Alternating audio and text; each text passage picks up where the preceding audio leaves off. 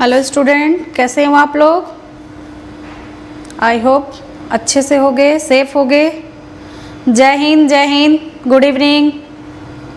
हाँ, अभी syllabus discuss करेंगे, डोंट वरी, टेंशन मत लो। सिलेबस ही डिस्कस करेंगे पहले। जय हिंद, जय हिंद। सबसे पहले जल्दी शेयर करो ताकि मैक्सिमम लोग जुड़ सके।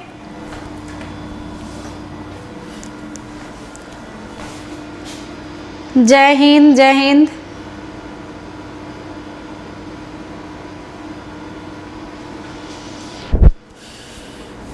जल्दी जल्दी शेयर करो।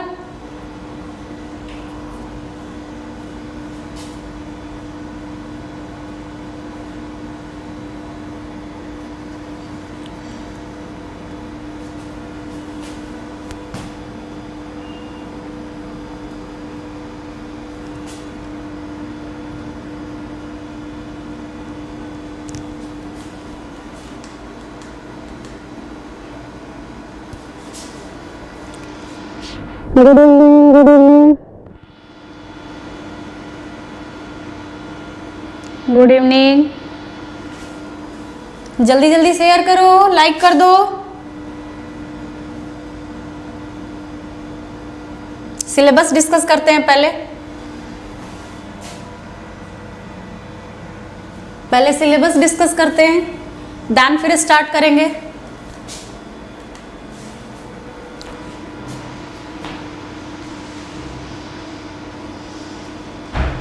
Good evening, good evening.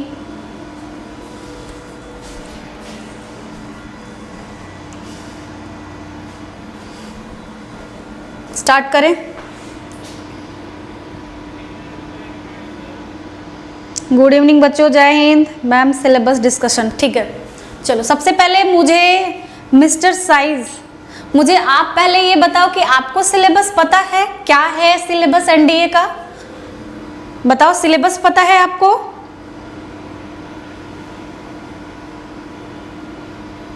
हाँ जी, ओके। आज हम ये देखने वाले हैं सबसे पहले कि नहीं बेटा, कल क्लास नहीं हुई थी, आज क्लास है, फिर आज हम पढ़ लेते हैं। अच्छा, एक बहुत ही इम्पॉर्टेंट चीज़ मैं बार बार आप लोगों को बता रही हूँ कि सैटरडे टाइमिंग आपको अपडेट कर दिया जाएगा। सैटरडे आपके लिए मैक्सिमम 25 क्वेश्चंस मैं लेके आ रही हूँ, रिडॉक्स प्लस पीरियोडिक टेबल का बोथ। तो सैटरडे की क्लास मिस मत करना अगर जिसको एनडीए क्लियर करना है, क्योंकि बहुत ही इंपॉर्टेंट है। जय हिंद। जल्दी जल्दी शेयर करो ताकि मैक्सिमम लोग जुड़े और हम क्लास स्टार्ट करें। अभी मैं डिस्कस करने वाली हूं आपका एनडीए एग्जाम सिलेबस, केमिस्ट्री का सिलेबस क्या है उस पर बात करेंगे।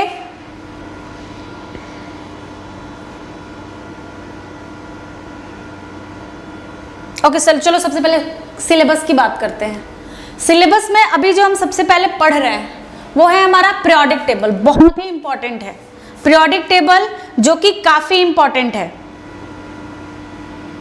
अब पीरियोडिक टेबल से क्वेश्चंस कितने आते होंगे? पीरियोडिक टेबल से कितने क्वेश्चन आते होंगे? आप लोगों ने प्रीवियस ईयर क्वेश्चन देखा है ना?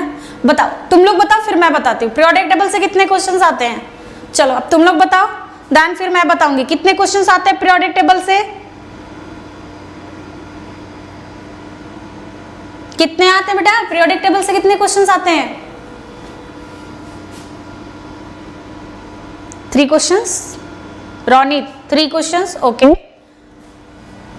टोटल क्वेश्चन ध्यान देना, टोटल क्वेश्चन जो आपके होंगे 12 to 15 क्वेश्चन आपके पेपर में आते हैं। 12 to 15 60 मार्क्स का होता है। 12 to 15 क्वेश्चन आते हैं। 3 क्वेश्चंस।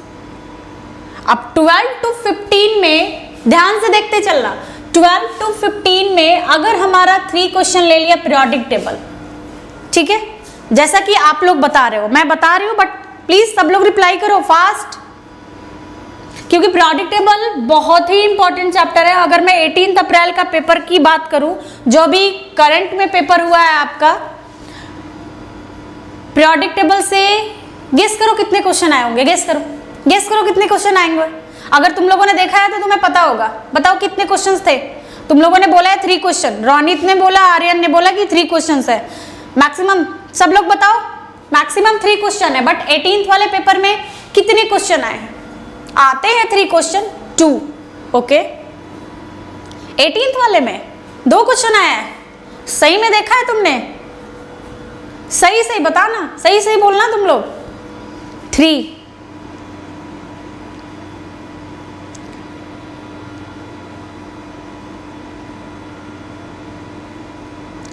3 क्वेश्चन 18 अप्रैल के पेपर में। अगर आपने अपना पेपर देखा है 18th वाला, तो आपके जो क्वेश्चन बने वो 2 क्वेश्चन है। देन हम लेके चल सकते हैं कि पीरियोडिक टेबल से 2 से 3 क्वेश्चन आता है, 2 से 3 क्वेश्चन, 4 नहीं, 2 से 3 मैक्सिमम 2 3। बट कैसे क्वेश्चन आते हैं? पॉइंट ये है क्योंकि हम चैप्टर तो पढ़ने को पूरा पढ़ लेते हैं, पूरा चैप्टर पढ़ लेते हैं, बट क्वेश्चंस कैसे आते हैं? थ्योरी पूरा पढ़ लिया, ट्रिक भी देख लिया, सब कुछ पता है हमें, बट फिर भी हम क्वेश्चन अटेम्प्ट नहीं कर पाते हैं। ऐसा क्यों? यही रीजन है कि पढ़ने को तो हम पूरा पीरियोडिक टेबल पढ़ लेंगे, बट प्रॉब्लम ये कि हमने उसके क्वेश्चंस पे काम नहीं करा है, और इसीलिए क्वेश्चंस पे काम ना करने के कारण 4 क्वेश्चंस पे काम ना करने के कारण हम आंसर नहीं कर पाते हैं। तो ये मिस्टेक नहीं करने दूंगी मैं, क्योंकि आप लोगों को क्लियर करना है, तो मैं ये मिस्टेक आपके साथ नहीं होने दूंगी। Second, preparation and properties of hydrogen, oxygen, nitrogen and carbon dioxide, ये सारे पीरियोडिक टेबल के ही पार्ट में आएंगे, बट फिर भी हमारे सिलेबस में उसको अलग अलग पार्ट में दिया हुआ है, बट है पार्ट पीरियोडिक टेबल का ही। देन यहां से हमारा बनेगा सिर्फ और सिर्फ 1 क्वेश्चन, ओनली 1 क्वेश्चन। अब आती है बात ऑक्सीडेशन एंड रिडक्शन की, कि ऑक्सीडेशन और रिडक्शन से कितने क्वेश्चन आते हैं। तो लास्ट अभी मैं करंट की पेपर की बात करूं, 18 अप्रैल को जो पेपर हुआ है, प्रैक्टिस की जरूरत है, ठीक है। ऑक्सीडेशन एंड रिडक्शन से 1 क्वेश्चन बना है, ओनली 1, बट हम इसको स्किप तो नहीं कर सकते ना। हम 1 मार्क्स के लिए भी पेपर क्लियर करने से रह जाते हैं, और हमारा ये 1 क्वेश्चन 4 मार्क्स दे रहा है, तो फिर हम कैसे इसको छोड़ दें? राइट? बोलो, सही है ना कि हम इस क्वेश्चन को भी नहीं स्किप कर सकते। और क्वेश्चन बहुत ही सिंपल है, टाइप्स ऑफ रेडॉक्स रिएक्शन से। मुझे एक चीज तुम लोग सबसे पहले बताओ कि तुम लोगों में से कितने ऐसे स्टूडेंट हो 18 अप्रैल का पेपर तुम लोगों ने देखा है? सबसे पहले मुझे यही बताओ, कितने ऐसे स्टूडेंट हो जिन्होंने 18 अप्रैल वाला पेपर देखा है? चलो बताना शुरू करो। 18 अप्रैल वाला पेपर किस किस ने देखा है? आंसर करो। रोनित, डीपीपी तैयार हो गया है, बट आंसर की और क्वेश्चन दोनों कल अपलोड हो जाएगा, टेलीग्राम चैनल से डायरेक्टली ले लेना। Yes ma'am. मिस्टर साइंस देखा है तुमने? ओके, मैंने देखा है। चलो, रोनित ने देखा है, बस 2 ही स्टूडेंट। कितने स्टूडेंट ने देखा है बताओ? नहीं देखा है, 2 है मैम। ओके, सक्षम दिया तुमने पेपर? सक्षम तुमने पेपर दिया है?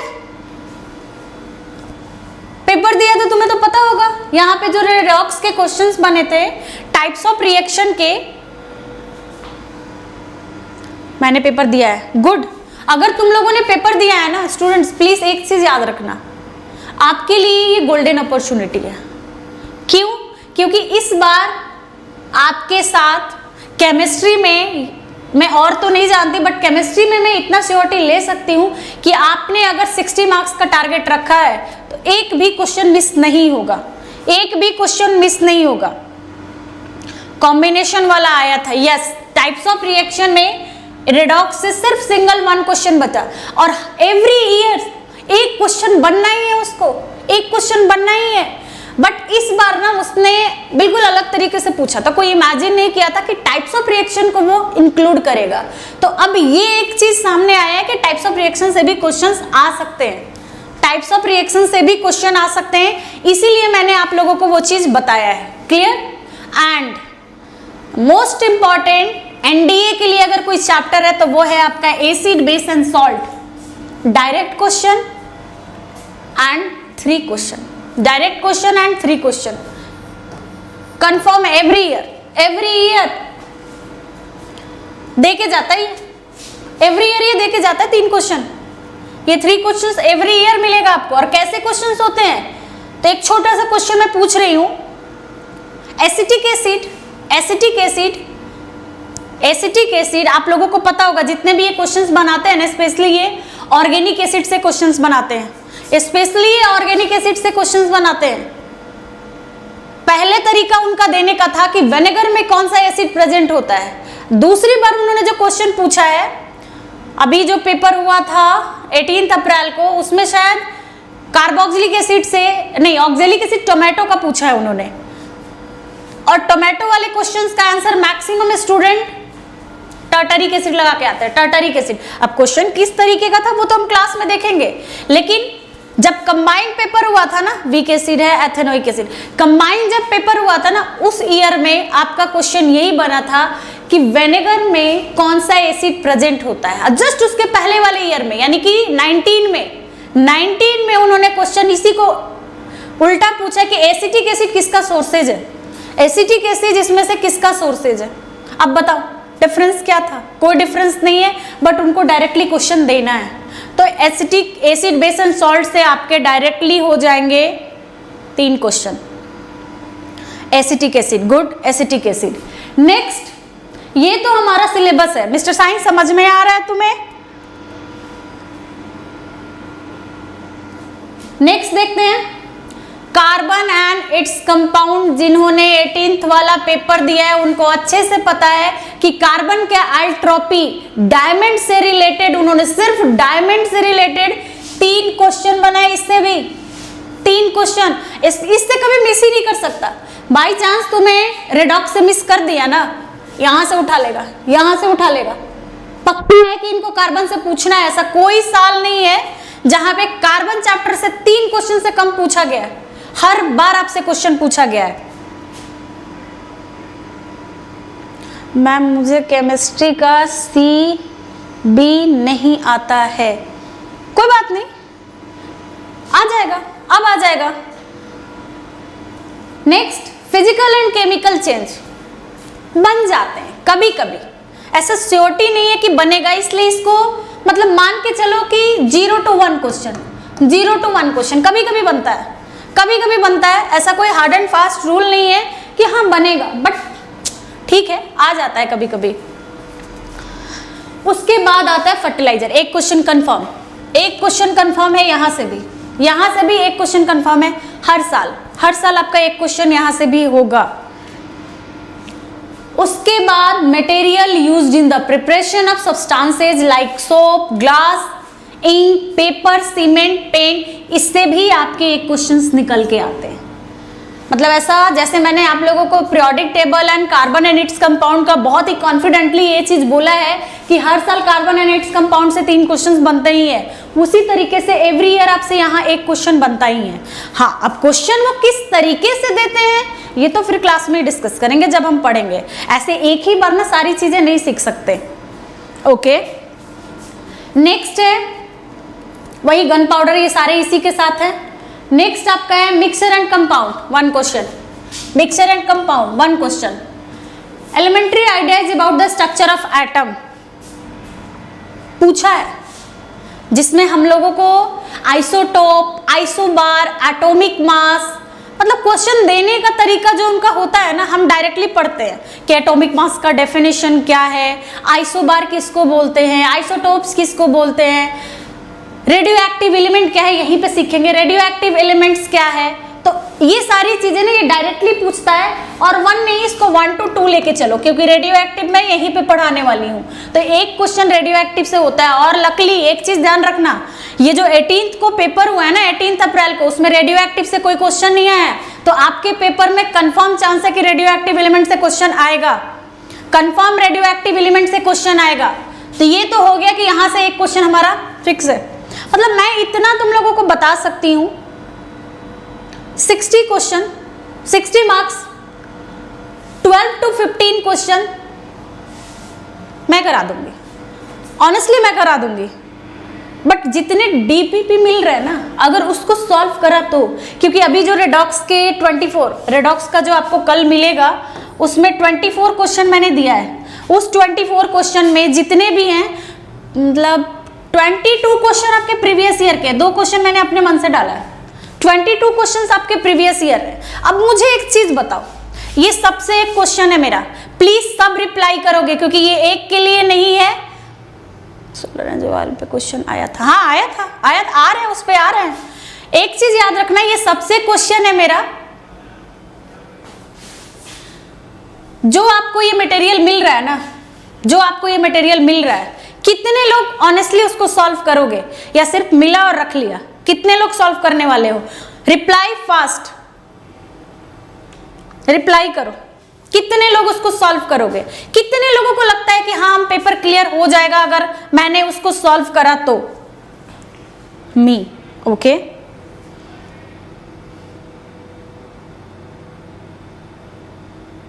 बस रोनित को करना है, बाकी स्टूडेंट मी honestly solve 100%, okay. Yes ma'am, मी गुड। अगर कर लिया ना उसको सॉल्व, मैंने पहले भी बोला है कि मैं ज़्यादा तो आपको नहीं बोलूँगी, मैं ज़्यादा कुछ नहीं देने वाली हूँ। एक तो आपके टेस्ट होंगे, अनुज सर आपका टेस्ट कंडक्ट करेंगे, डोंट वरी, उसका टेंशन नहीं लेना है। बट जो आपको प्रैक्टिस सेट मिलता है ना, डीपीपी मिल रहा है ना, उसको अगर तुमने ऑनेस्टली सॉल्व किया ना, तो 1 डीपीपी में मान के चलो, मैं तो इस बार 24 क्वेश्चन दी हूँ, अगर 25 क्वेश्चन मिलते हैं और आपको हर एक चैप्टर से, जो टोटल यहाँ पे आपके चैप्टर है 13, अगर मैं मान के चलूं कि 15 ही है या 10 ही है, 10 ही मान के चलो, क्योंकि दोनों को, दो चीजों को मैं कंबाइन करने वाली हूं। अगर हम 15 चैप्टर से 1 मिनट 15 से, सॉरी मैं 10 लेके चल रही हूं, मैं 25 से मल्टीप्लाई करेंगे, कितना आएगा? 250।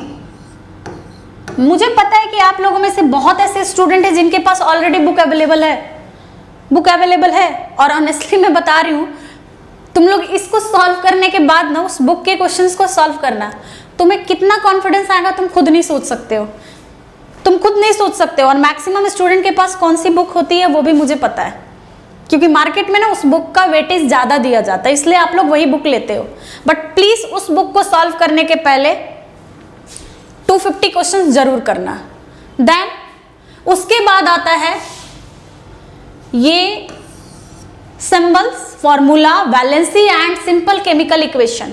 केमिकल इक्वेशन सिर्फ आपको समझने के लिए, ताकि जो इस बार क्वेश्चन पूछा गया वो छूटे ना, बट ये आपके लिए समझ लो कि है, एक क्वेश्चन आता है, यहां से भी एक क्वेश्चन आता है, यहां से भी एक क्वेश्चन आता है, और इसको अगर नहीं सीखा, इसको अगर तुम लोगों ने नहीं सीखा, तब एक चीज मिस कर दोगे, और वो है आपका atomic weight and molecular weight, क्योंकि एक न्यूमेरिकल भी आपके पेपर में आता है, और वो इनडायरेक्टली मैच करता है लॉ ऑफ केमिकल कॉम्बिनेशन से। इट मीन्स परसेंटेज कंपोजिशन कैसे निकालते हैं वो क्वेश्चन पूछा गया है, और स्पेशली नाइट्रोजन ग्रुप पे पूछा गया है, specially urea, ammonia. Yes pathfinder, good. Pathfinder maximum student के पास होता है, मैक्सिमम स्टूडेंट के पास। चलो एनीवे, मतलब मैं बता रही थी कि नाइट्रोजन से NH3, NH2 whole 2 CO, NH4 Cl, इनका परसेंटेज कंपोजिशन मैक्सिमम टाइम पूछा जाता है, और इन तीनों को एक साथ कंबाइन करके, और वो आपको क्वेश्चंस देते हैं इस परसेंटेज को निकालने के लिए, वो होता है न्यूमेरिकल, जो कि हमें यहीं से मिलेगा। और लॉ ऑफ केमिकल कॉम्बिनेशन तो एक्स्ट्रा है, मान के चलो एक्स्ट्रा है, पूछना नहीं है उन्हें, क्योंकि मैं इसी में सब कुछ इंक्लूड करवा दूंगी। तो अब समझ में आया कि हमारा सिलेबस क्या है। मैं कोई बुक रिकमेंड नहीं करती, सॉरी, बट मैं कोई बुक नहीं बोलती कि हाँ ये बुक लो। अगर तुम्हें जो पढ़ना है ना, अगर जो टीचर्स आपको प्रोवाइड कर रहे हैं, अगर वही स्टडी मटेरियल आपने पढ़ लिया ना, तो क्लियर है आपका, ठीक है। पाथफाइंडर ही है बेटा, पाथफाइंडर ही है, मैक्सिमम स्टूडेंट उसी को उठाते हैं, क्योंकि प्रीवियस ईयर बहुत सारे क्वेश्चंस मिल जाते हैं वहां से। Yes ma'am. चलो अब समझ में आ गया, क्लियर है सबका सिलेबस। अब हम चले सीधे अपने टॉपिक पे, बता दो क्लियर है, ऑल क्लियर। चले टॉपिक पे।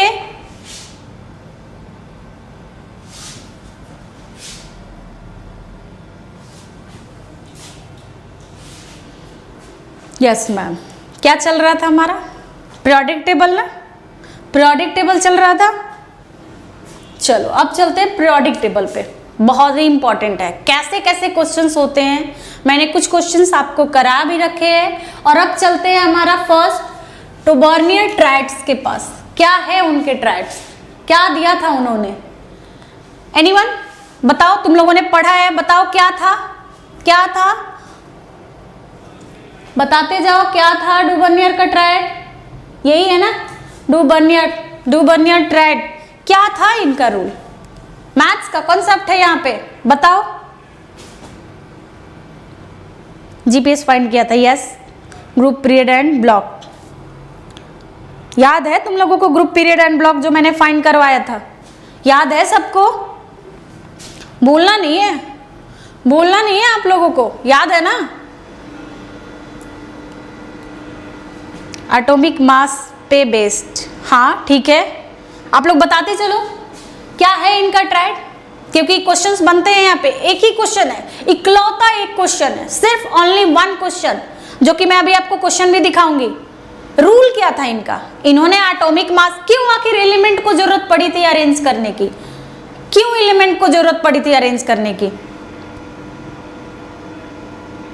A plus C 2 gives B, average निकालना, गुड। चलो देखते हैं। 1817 में जर्मन केमिस्ट थे डुबर्नर। 1817 जर्मन,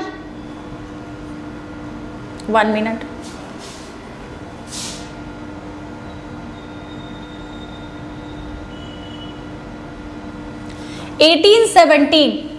जर्मन केमिस्ट थे ये डुबर्नियर। उन्होंने कुछ ट्राइड्स दिए थे। उनका ट्राइड बहुत ही सिंपल सा कॉन्सेप्ट था। एक चीज याद रखना, ये जितने भी शुरू के साइंटिस्ट हैं ना, चाहे न्यूलैंड लॉ ऑफ ऑक्टेव हो, चाहे डुबर्नर ट्रेड हो, या मेडलीफी क्यों ना हो, मेडलीफी क्यों ना हो, mean of atomic weight of first and third element is very good सक्षम। इन्होंने ना सिर्फ एक ही कॉन्सेप्ट यूज करा है, एक ही कॉन्सेप्ट यूज करा है, और वो कॉन्सेप्ट क्या है? Increasing atomic mass. बहुत ही इंपॉर्टेंट कॉन्सेप्ट है ये। इन्होंने जितने भी एलिमेंट्स को अरेंज करा है ना, एटॉमिक मास के बेस पे अरेंज करा है। और यही क्वेश्चंस आपके पेपर में आता है कि डुबर्नियर का ट्राइड किस बेस पे चलता है? That answer is increasing atomic mass. Increasing atomic mass, direct यहां से क्वेश्चंस पूछे जाते हैं। अब इनका था क्या ट्राइड? कितने ट्राइड दिया था इन्होंने? तो देखो, कहने को एक्चुअली में बोला जाए ना तो 5 ट्राइड थे, बट जो आपको जानना है ना वो 3 ही है। जो आपको जानना है, जो आपको जानना है वो सिर्फ 3 है। कौन कौन से? और रूल क्या था इनका? तो इन्होंने ये बोला था कि A प्लस सी, अगर A और C को प्लस करते हो एंड उसका अर्थमेटिक मीन निकालते हो 2 से डिवाइड करके, यानी जैसे हम एवरेज निकालते हैं मैथ्स में, एंड देन अगर ये B आता है, तो ये इनके ट्रैक को फॉलो करता है। अब क्वेश्चन आता है कि कॉन्सेप्ट क्या है, आखिर A प्लस बी किसका करेंगे हम? तो चलो देखते हैं। जैसे इन्होंने फर्स्ट जो ट्राइड दिया था वो है alkali metal, how many alkali metal? Reply करो, how many alkali metal? 3, yes. How many alkali metal? Alkali metal कितने हैं? कितने अल्कली मेटल हैं? फास्ट फास्ट, बहुत स्लो हो तुम लोग, फास्ट करो।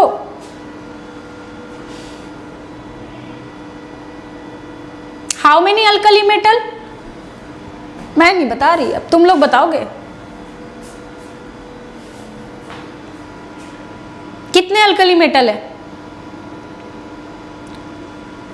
LiNaKRuCS francium, okay 6, yes 6 alkali metal हैं।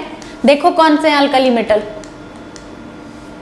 ये जो हमारे फर्स्ट ग्रुप वाले एलिमेंट है ना, they all are alkali metal. ये सारे अल्कली मेटल होते हैं। लिथियम, हाइड्रोजन नहीं है, सॉरी हाइड्रोजन नहीं है इसमें, यहां से ले लो। हाइड्रोजन को तो प्लेस ही नहीं मिला ना पीरियोडिक टेबल में। हाइड्रोजन तो भाई फ्री है, वो किसी के साथ कहीं भी चला जाएगा, वो एनडीए नहीं करेगा, एनडीए वाले फ्री नहीं होते। हाइड्रोजन फ्री है, वो किसी के साथ कहीं चला जाएगा। अब देखो lithium, sodium, potassium, rubidium, caesium and francium, ये जितने भी 6 है ना, ये तुम्हारे अल्कली मेटल्स हैं, अल्कली मेटल्स हैं ये। और इन्होंने जो रूल दिया था, डू बर्नियर ट्रायड जो था, वो हमारे अल्कली मेटल को पहला फॉलो किया। क्या है? Lithium, sodium, potassium. यानी कि अगर हमने लिथियम को ए बनाया, 1 मिनट, अगर हमने लिथियम को ए बनाया and sodium is B, potassium is C, तो हमारा रूल क्या कहता था कि a+c/2 करो तो b आना चाहिए। अब ये a+c/2 क्या करना है? Atomic number? No, atomic mass, atomic mass, क्योंकि डू बर्नियर ने ट्रायड किस बेस पे दिया था? मास के बेस पे, तो हम क्या प्लस करेंगे? मास। अब क्या है? तो lithium atomic number is 3 but mass number is 6.9, या एवरेज लेके चलो ना तो होल नंबर हम 7 कंसीडर करते हैं इसको। तो अगर हम 7 भी लेके चले तो देखते जाओ, 7 प्लस पोटेशियम इज 39 डिवाइडेड 2, तो ये तुम्हारा बी के पास आना चाहिए, बी के पास आना चाहिए। बी क्या है तुम्हारा? सोडियम, सोडियम का एटॉमिक नंबर होता है 11। मास नंबर कितना होता है? एनीवन, कोई भी रिप्लाई करो, मास नंबर कितना होता है सोडियम का? What is the atomic mass of sodium?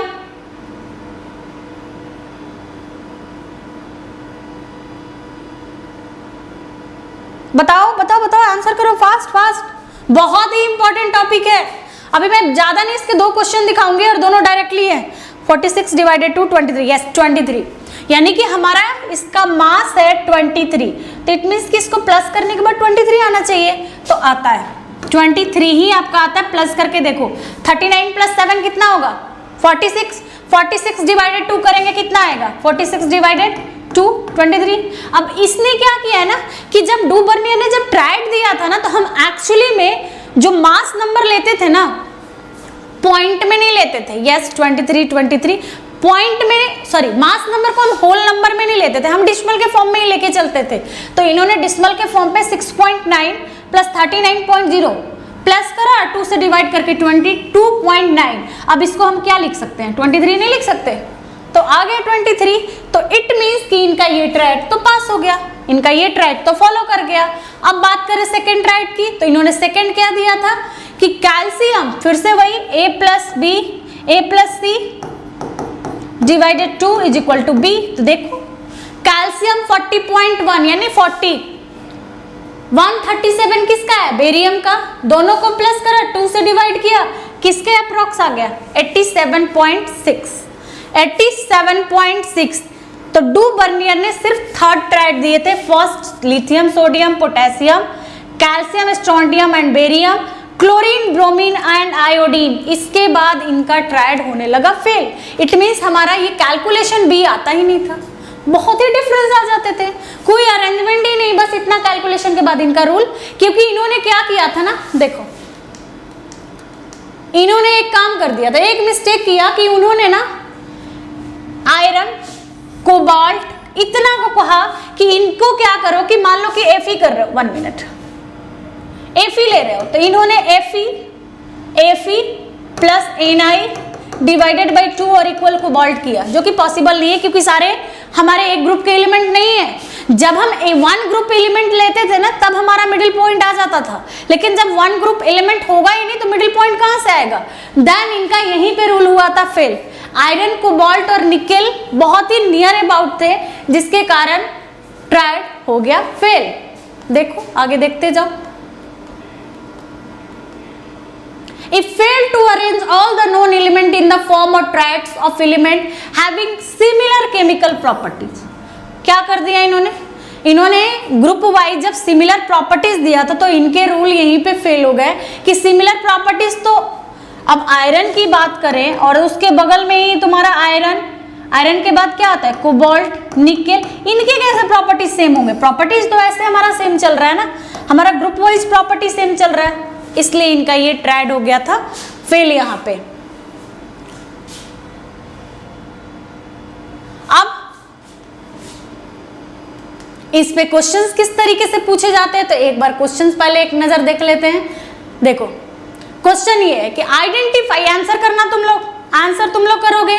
Identify the group which is not a Dobereiner triad. इसमें से कौन सा ऐसा रूल है, कौन सा ऐसा तुम्हारा जो भी पॉइंट दिया हुआ है, एलिमेंट दिया हुआ है, किस ग्रुप के एलिमेंट ने डू बर्नियर ट्रायड को फेल नहीं किया, फेल कर दिया था, बताओ कौन सा नहीं है इसमें से, नॉट पूछा है उसने। Option B, okay B, B answer करो, आंसर।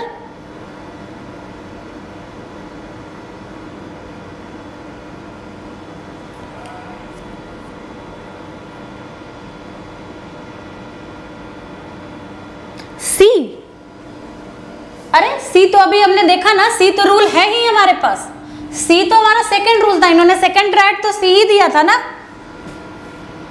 बी, पहले क्वेश्चंस को ध्यान से, ऐसे देखो क्या होता है ना कि एग्जाम में हम क्वेश्चंस पढ़ नहीं पाते हैं, जल्दीबाजी में हम आंसर लगा के निकल लेते हैं, नहीं करना है। थोड़ा देर रुक के क्वेश्चन पढ़ो तब आंसर करो, ऐसे ही हड़बड़ी में नहीं जाना है।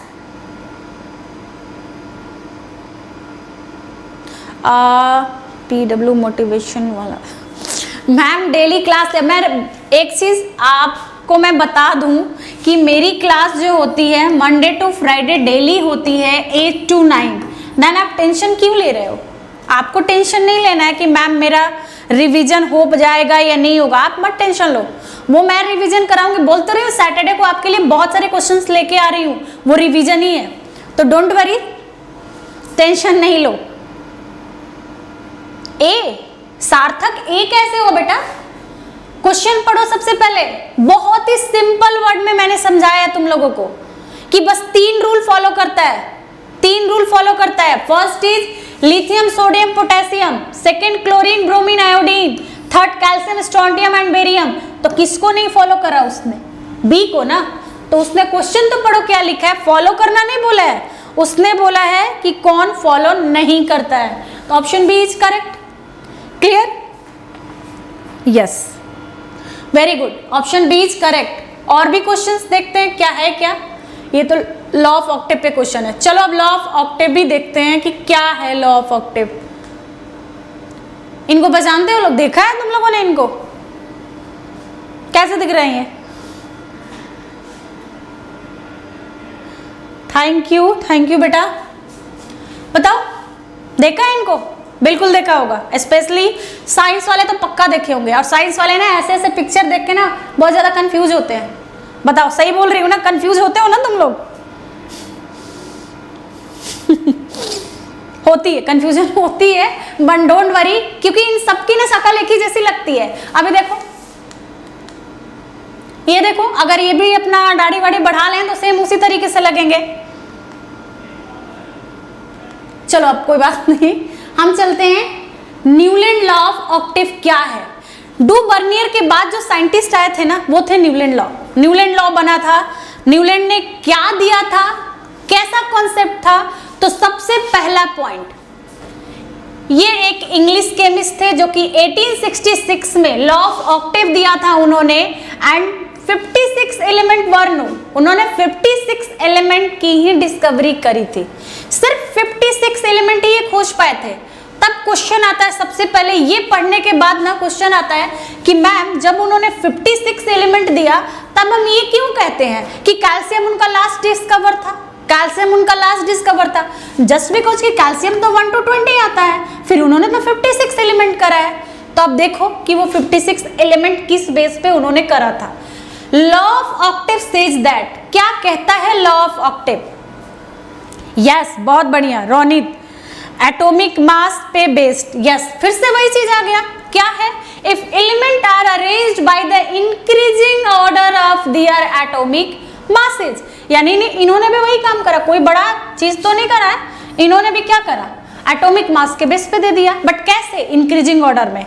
इंक्रीजिंग ऑर्डर में एटॉमिक मास के बेस पे इन्होंने क्या करा कि property of every 18th element, it means starting from first element, यानी कि फर्स्ट एलिमेंट्स और 8th एलिमेंट रिपीटेड। रिपीट किया। अब ये कॉन्सेप्ट थोड़ा समझने वाला है, इस कॉन्सेप्ट को सभी एक जैसे हैं। अब इस कॉन्सेप्ट को थोड़ा सा ध्यान से समझना। पहला क्वेश्चन कि आपके पेपर में आ सकता है कि लॉ ऑफ ऑक्टेव किसने दिया, तो पहला ही आंसर है न्यूलैंड ने लॉ ऑफ ऑक्टेव दिया था। सेकेंड थिंग कि अगर वो आपसे पूछे कि किस बेस पे दिया था, क्योंकि ये क्वेश्चन बहुत कॉमन है, वो ना इसको पूछते हैं इसलिए कि हम कंफ्यूज होते हैं कि एटॉमिक नंबर कब आएगा, एटॉमिक नंबर कहाँ तक कब तक नहीं चला था। तो एटॉमिक नंबर सीधे आया था मॉडर्न पीरियोडिक टेबल में, मॉडर्न पीरियोडिक टेबल में।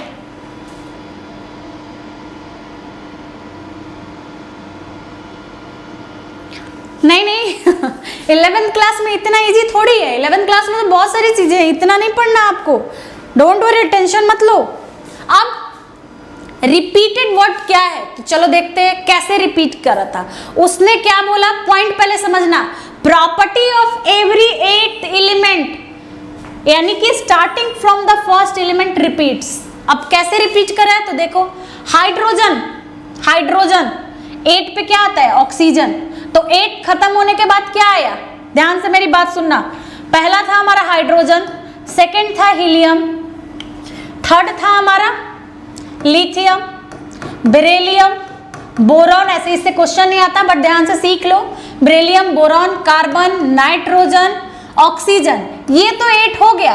इसके बाद रिपीट करा कहां से, फ्लोरीन से, तो देखो हाइड्रोजन से रिपीट फ्लोरीन आया, फ्लोरीन के बाद 8th टर्म पे क्लोरीन आया, क्लोरीन के बाद कोबाल्ट एंड निकेल आया, एंड उसके बाद ब्रोमीन आया। यानी 8th रिपीट यही होता है कि जो नंबर ऑफ 8 टर्म पे आएंगे वो रिपीटेड होगा। लिथियम किससे रिपीट किया, सोडियम से, सोडियम किससे रिपीट करेगा, फिर पोटेशियम से, पोटेशियम कॉपर से। देन इतना मतलब ये सोचने की जरूरत नहीं कि क्या मैम इस टेबल से भी क्वेश्चंस आते हैं क्या हमारे पेपर में।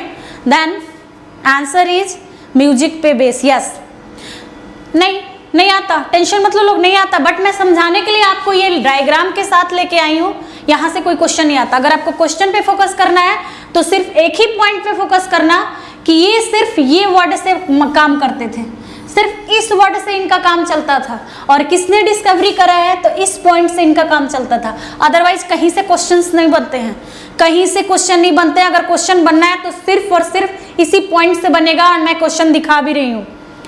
म्यूजिक पे base, musical notes, yes yes yes.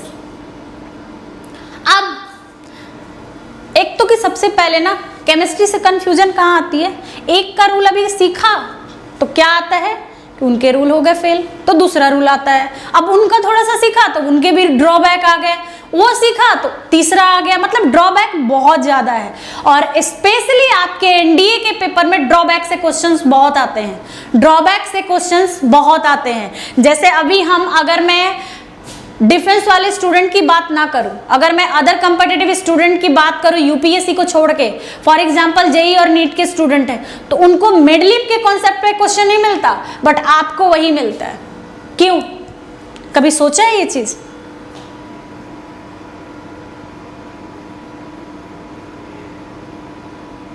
कभी सोचा ये चीज क्यों ऐसा हुआ? आपको मॉडर्न क्यों नहीं पूछता? याद होगा मैंने क्वेश्चन दिखाया था, तो आपको डायरेक्टली क्वेश्चन दे कि according to modern periodic table, और जब नहीं देगा तो क्या फॉलो करना है, मिडलीफ। फिर आपके क्यों नहीं पूछते? क्योंकि उनको पता है कि यूपीएससी वाले जो स्टूडेंट होते हैं ना काफी इंटेलिजेंट होते हैं, तो उन्हें ड्रॉबैक अच्छे से याद होता है, इसलिए आपको ड्रॉबैक दिया जाता है। क्लियर? इसीलिए आपको ड्रॉबैक दिया जाता है, और कोई रीजन नहीं है। चलो अब देखते हैं इनके लिमिटेशन क्या थे। लिमिटेशन इनके बहुत ही सिंपल है। लिमिटेशन उन्होंने दिया कि similarity in properties of element as per the law was seen up to calcium only, calcium only. इन्होंने लास्ट जो डिस्कवर करा था या प्रॉपर्टीज के बेस पे देखे ना, यूपीएससी का फेवरेट है मिडलीफ।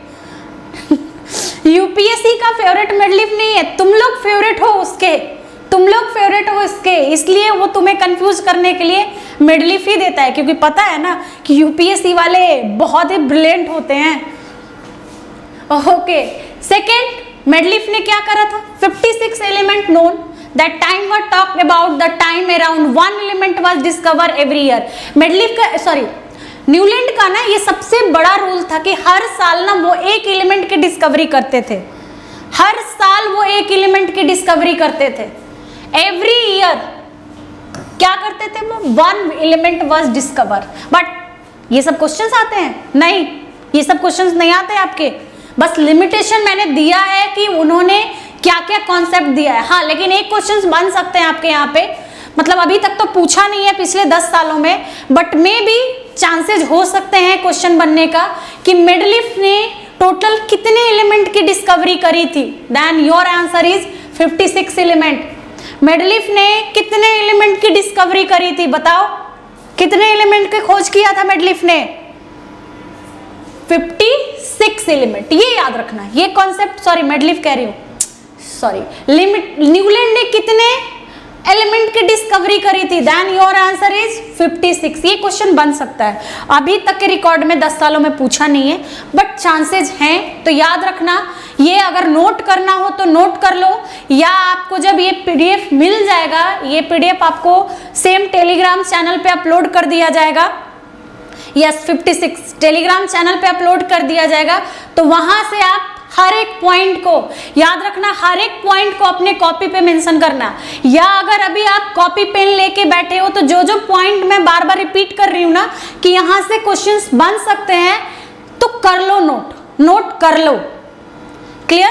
तो ये क्वेश्चंस बनने के चांसेस ज्यादा हैं, बिकॉज ये क्वेश्चन अभी तक पूछा नहीं गया है कि न्यूलैंड ने टोटल कितने एलिमेंट का डिस्कवरी करा है। Then answer is 56 element. अब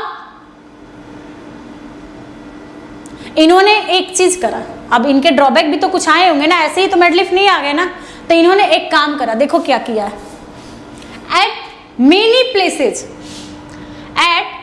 places 2 element were placed in a single slot. उन्होंने क्या किया कि सिंगल स्लॉट में 2 एलिमेंट को प्लेस कर दिया। फॉर एग्जाम्पल कोबाल्ट एंड निकल को एक ही स्लॉट में डाल दिया, कोबाल्ट एंड निकल को कोबाल्ट एंड निकेल को भी नहीं, मेरा फेवरेट मेंडलीफ नहीं है, मेंडलीफ बहुत कंफ्यूज करता है, आ रही हूं मैं।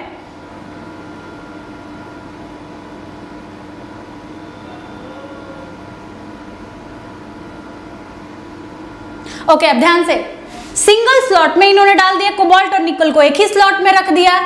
अब कोबाल्ट और निकेल जब एक ही स्लॉट में आ गया, तो आपको पता है cobalt atomic number is 27 and nickel atomic number is 28। ऐसे तो होना ही नहीं चाहिए था, बट इन्होंने यही मिस्टेक किया, इनकी मिस्टेक यहीं पे हुई। एंड देन कौन आया हमारे पास, बताओ कौन आया? न्यूलैंड ने मिस्टेक करा तो कौन आया हमारे पास? मेंडलीफ, जो कि तुम्हारे यूपीएससी वाले का फेवरेट है मेंडलीफ। अब चलो आंसर करो तो। The law of Octave is given by, law of Octave किसने दिया था? आंसर बताओ, क्वेश्चन है आपके पास। Mendeleev,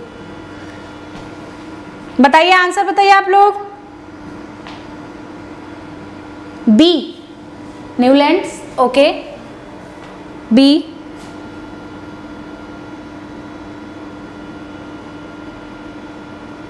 Newland, B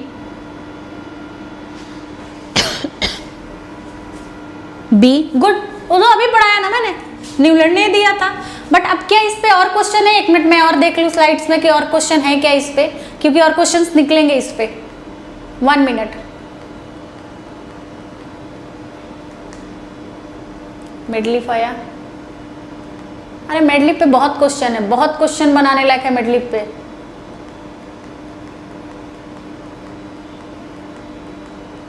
periodic table अगर जाना जाता है ना तो मेंडलीफ एंड मॉडर्न के कारण ही जाना जाता है।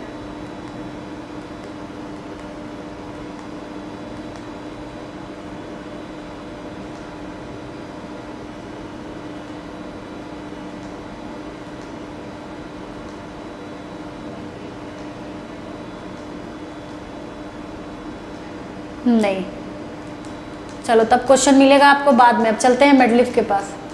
मेंडलीफ ने क्या क्या करा है? बीन 1866, बहुत बढ़िया।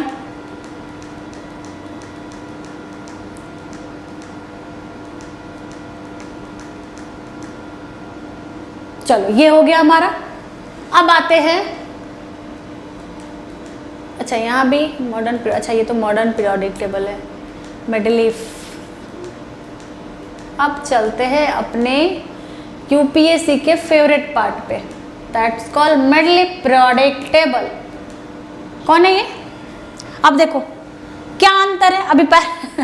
अभी मैंने इसके पहले तुम्हें ये इमेज दिखाया था, देखते जाओ, दिखा? एंड अब देखो मिडलीफ, क्या ज्यादा डिफरेंस है। इसलिए सारे फोटो ना एक ही तरह के लगते हैं। सार्थक मैम 10th के बाद हम एनडीए का फॉर्म भर सकते हैं, भर सकते हो, बट क्लियर नहीं कर पाओगे। क्लियर इन द सेंस कि अगर आप पेपर देते हो आपका क्लियर हो जाता है तो सेलेक्ट नहीं हो पाओगे। रीजन, क्योंकि आपको 12th अपीयरिंग दो, 12th के बाद ही लेंगे वो। सेम है, सेम है, सब सेम है। Don't worry. आप देखो मेडलीफ 1829 से 1866, 1829 टू 1869, 1869 ये एक रशियन केमिस्ट थे जो कि Russian chemist and teacher organised a periodic table. Periodic table को अगर किसी ने सही तरीके से ऑर्गेनाइज किया है तो यहीं से शुरू हुआ है। बाकी पहले तो सिर्फ चल रहा था कि हम एवरी ईयर न्यूलैंड ने एक डिस्कवरी करा, 56 element were known, Dobereiner के ट्रायड अलग अलग तरीके से निकल के आए। बट एक्चुअल में अगर पीरियोडिक टेबल डिस्कवर हुआ है या पीरियोडिक टेबल को अरेंज किया गया है, ऑर्गेनाइज किया गया है, तो शुरुआत किया है मेडलीफ ने। And only knew about 63 element. यहाँ भी आपका एक क्वेश्चन बना, अगर नोट कर सकते हो तो नोट करो कि इन्होंने कितने element, 63 elements at the time, based on, फिर से क्या आया, इंक्रीजिंग एटॉमिक मास। देखो शुरू से मैं बोल रही हूँ, डू बर्नियर ने क्या किया, इंक्रीजिंग एटॉमिक मास। न्यूलैंड ने क्या करा, इंक्रीजिंग एटॉमिक मास। मेडलीफ भी आए तो क्या लेके आते हैं, इंक्रीजिंग एटॉमिक मास। मेडलीफ भी आते हैं तो यही लेके आते हैं। मैम मुझे तो केमिस्ट्री में सबसे ज्यादा इनके फोटो देख के ही लगते। कोई बात नहीं, फोटो देखो ही मत, कंफ्यूज होने की जरूरत नहीं है। अब इन्होंने इंक्रीजिंग एटॉमिक मास के बेस पे दिया, बट मेन पॉइंट कितना एलिमेंट दिया, 63 एलिमेंट। वो अपने टाइम 63 एलिमेंट ही दे पाए थे। एंड इनसे ना सब कुछ इन्होंने बहुत अच्छे से अरेंज करा था। मैं सीधे थोड़ा सा ड्रॉबैक पे दिखा रही हूँ, इन्होंने बहुत अच्छे से काम करा था, बट इन्होंने ना बहुत एम्प्टी बॉक्स भी छोड़ दिए थे, और वो बॉक्स अब देखोगे तुम लोग। ओके चलो, अभी इनकी पिक्चर तुम लोगों ने देख लिया, बहुत अच्छा लगा होगा इनका फोटो देख के। अब आगे चलते हैं। मेडलीफ पीरियोडिक टेबल क्या है, कब आया, तो ये याद रखना। ये क्यों याद रखना, ईयर याद करने के पीछे एक रीजन है, ये मैं पहले बता दूं तुम लोगों को। ईयर याद करने के पीछे रीजन है कि मतलब जब 2014-13 में जब पेपर होते थे ना आपके, तो मैच द कॉलम भी आपका देता था। इवन कि 15 तक मैच द कॉलम पूछा गया है। तो मैच द कॉलम कहाँ से लाएंगे, वो ये यहीं से लाएंगे ना। या तो तुम्हें इलेक्ट्रॉन प्रोटॉन और न्यूट्रॉन पे दे देंगे, या तो तुम्हें यहाँ से उठाएंगे। मैं मैच द कॉलम आपका डीपीपी में दे चुकी हूँ। मैच द कॉलम किस तरीके से पूछते हैं वो वहाँ पे मैंने मेंशन करा है, तो ध्यान से। इसलिए आपको ईयर याद करने की जरूरत पड़ती है, क्योंकि मैच द कॉलम हमारा बनता है, मैच द कॉलम हमारा बनता है, इसलिए ये ईयर जरूर याद रखना। 1869 में मेडलीफ जो कि रशियन केमिस्ट थे, पीरियोडिक टेबल उन्होंने अरेंज किया था इंक्रीजिंग एटॉमिक मास के बेस पे। अगर किसी को नोट करना है तो नोट करना, अगर किसी को नोट करना है तो नोट करना। उन्होंने, मेडलीफ ने 1869 में, वैसे आपको पीडीएफ मिल रहा है, मिल जाएगा आपको, बट ध्यान से 1869 में, क्योंकि पीडीएफ में बहुत सारी चीजें मिलेंगी आपको, लेकिन जो पॉइंट मैं बोल रही हूँ ना उस पॉइंट पे फोकस ज्यादा करो। 1869 में मेडलीफ जो कि रशियन केमिस्ट थे, पीरियोडिक टेबल अरेंज किया, और वो भी कैसे अरेंज किया, increasing order of their atomic mass. Increasing order of their atomic mass, कितना element were known, 63 element were known. उन्होंने 63 एलिमेंट की डिस्कवरी करी थी। 63 एलिमेंट ही अपने टाइम वो कर पाए थे, बट उन्होंने भी कंफ्यूजन क्रिएट कर दिया क्योंकि उन्होंने भी दिया एटॉमिक मास के बेस पे। कैसे? Increasing order of their atomic mass. Clear यहां तक? इन्होंने एक कोशिश और भी करा था, इन्होंने एक कोशिश और करा कि try to put element with similar properties in a group.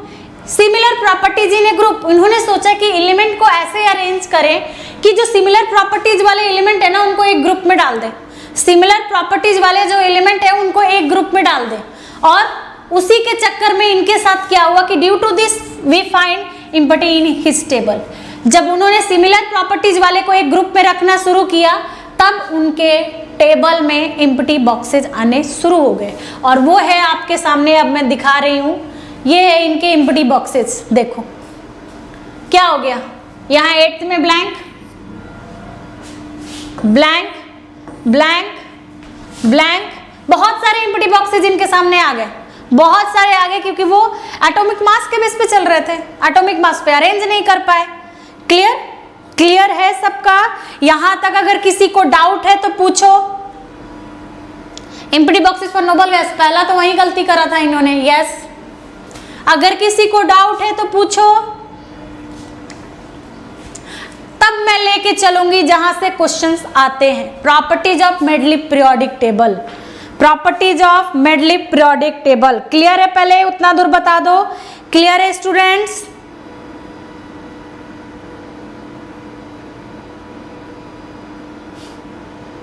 Clear है सबका?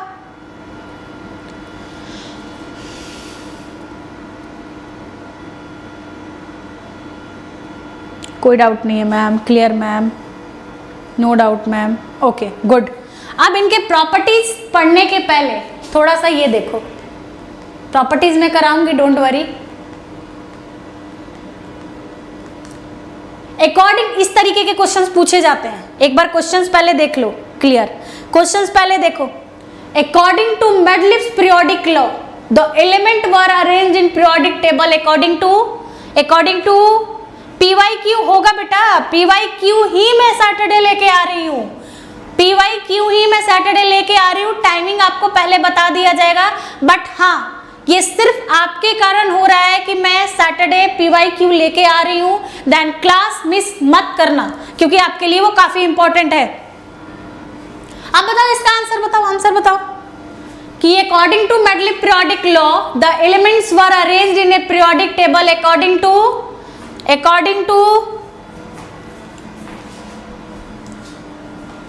सी क्या है? सी ए क्यों? एटॉमिक नंबर के बेस पे थोड़ी दिया था। अभी तक जितने भी तुमने पढ़ा है, चाहे डू बर्नयार्ड ट्रायड हो या न्यूलैंड लॉ ऑफ ऑक्टेव हो या मेडलिफ ही क्यों ना हो, मैं बार बार एक ही पॉइंट कह रही हूं। प्लीज अगर किसी को नहीं समझ में आ रहा तो नोट डाउन कर लो। इन्होंने सिर्फ एक ही कॉन्सेप्ट दिया था, increasing atomic masses, increasing atomic masses. Yes, answer C is correct. अभी तक आपकी कोई क्लास, बहुत बढ़िया। PYQ भी मिस मत करना, कोई भी क्लास मिस मत करो क्योंकि आपका एक क्लास मिस करना यानी कि आपको सबसे पीछे लेके चला जाएगा, इसलिए क्लास मिस मत करो आप लोग। इंक्रीजिंग एटॉमिक मास सी। क्लियर है ना सबका? यहां तक सबका क्लियर? आई नो यहां तक सबका क्लियर है, इंक्रीजिंग एटॉमिक मास तक। अब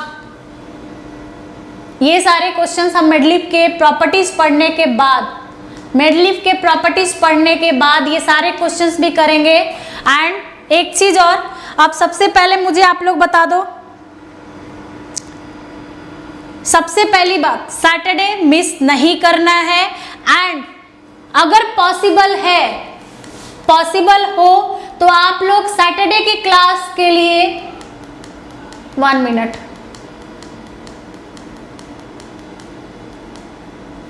इफ पॉसिबल, अगर पॉसिबल है तो एक काम करना, सैटरडे की टाइमिंग तो आपको अपडेट कर दिया जाएगा, बट कोई मिस नहीं करेगा और मैक्सिमम शेयर करना क्योंकि वहां PYQ होने वाला है। मैक्सिमम शेयर करोगे क्योंकि PYQ होने वाला है, और PYQ कितना इंपॉर्टेंट है ये आप सबको भी पता है। एंड क्लास समझ में आई, नहीं आई, क्लास कैसा लगा, प्लीज मैं बार बार कहती हूँ आप लोगों को कि कमेंट बॉक्स में लिख के जरूर जाना, या ऐसे ही मत चले जाना। क्लियर? क्लियर है? हाँ जी मैम, हाँ मैम, ओके। तो ये चीज ध्यान रखना, सैटरडे क्लास बहुत इंपॉर्टेंट है एंड कमेंट बॉक्स में बता के जाना कि क्लास क्लियर हुआ कि नहीं। अगर कोई डाउट है तो हम कल के क्लास में डिस्कस करेंगे। कल हम बहुत ही इंपॉर्टेंट टॉपिक पढ़ने वाले हैं पीरियोडिक टेबल का, properties of Mendeleev periodic table and modern periodic table. कल का क्लास भी आपका उतना ही इंपॉर्टेंट है, तो कल का क्लास मिस नहीं करना है। एंड चलो, गुड नाइट, जय हिंद, टेक केयर।